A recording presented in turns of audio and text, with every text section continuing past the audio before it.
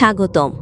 আপনি দেখছেন dark pixel diaries, যেখানে অন্ধকারের গল্পগুলো জেগে ওঠে। আজ শুনুন এক নিঃসঙ্গ পুকুর পাড়ের গা ছমছমে কাহিনী।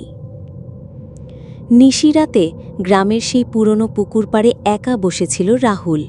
পূর্ণিমার আলোয় চারপাশটা কেন কেমন অস্বাভাবিক লাগছিল। হঠাৎ পানির ছপছপ শব্দ। সে তাকিয়ে দেখে এক সাদা শাড়ি পরা মেয়ে পুকুর থেকে ধীরে ধীরে উঠছে। মুখটা স্পষ্ট নয়, যেন অন্ধকারের ছায়া। রাহুলের গা দিয়ে হিম বয়ে যায়। মেয়েটি তার দিকে এগিয়ে আসে। বাতাস থেমে যায়।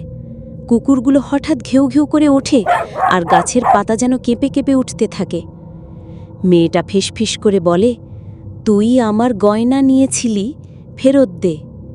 তারপর পরদিন সকালে পুকুর পাড়ে শুধু পাওয়া যায় রাহুলের জুতো জোড়া।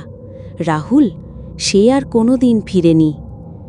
শোনা যায় আজও মাঝরাতে সেই পুকুরে এক সাদা ছায়া ঘোরে, যে এখনও খুঁজছে তার হারানো গয়না আর প্রতিশোধ।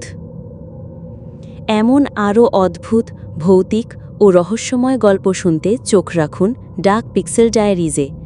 ভিডিও ভালো লাগলে একটা লাইক দিন, বন্ধুদের সঙ্গে শেয়ার করুন, আর চ্যানেলটা সাবস্ক্রাইব করতে ভুলবেন না, কারণ অন্ধকারের গল্পগুলো এখানেই জেগে ওঠে।